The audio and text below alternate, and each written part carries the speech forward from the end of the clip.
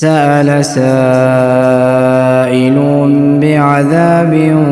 واقع للكافرين ليس له دافع من الله ذي المعارج تعرج الملائكة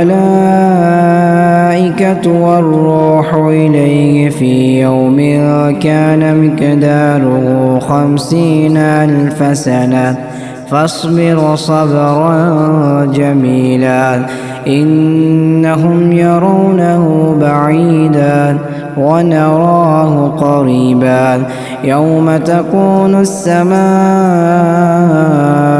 كالمهل وتكون الجبال كالعهن ولا يسأل حميم حميما يبصرونهم يود المجرم لو يفتدي من عذاب يومئذ ببنين وصاحبته وأخيه وفصيلته التي تؤويه ومن في الأرض جميعا ثم ينجيه كلا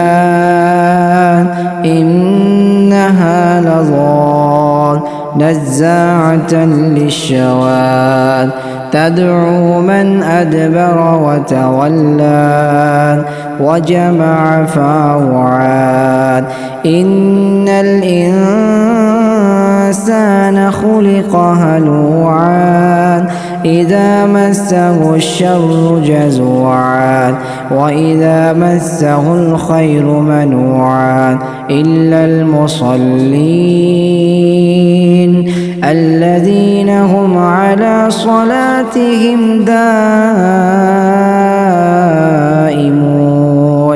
والذين في أموالهم حق معلوم للسائل والمحروم والذين يصدقون بيوم الدين والذين هم من عذاب ربهم مشفقون إن عذاب ربهم غير مأمون والذين هم لفروجهم حافظون إلا على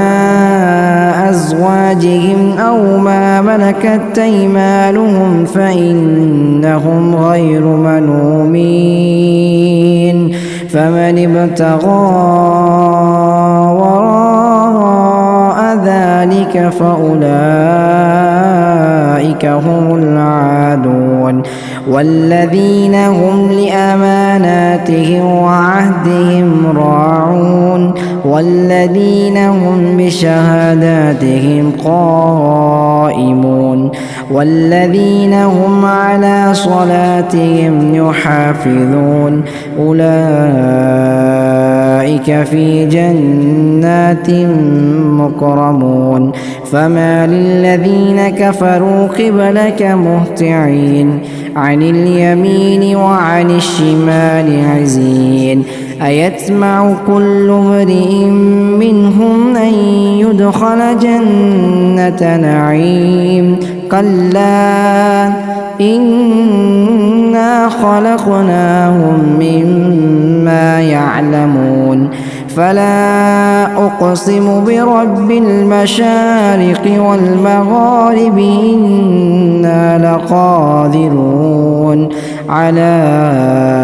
أن نبدل خيرا منهم وما نحن بمسبوقين فذرهم يخوضوا ويلعبوا حتى يلاقوا يومهم الذي يوعدون يوم يخرجون من الأجداث سراعا كأنهم إلى نصب يوفضون خاشعة أبصارهم ترهقهم ذلة ذلك اليوم الذي كانوا يوعدون.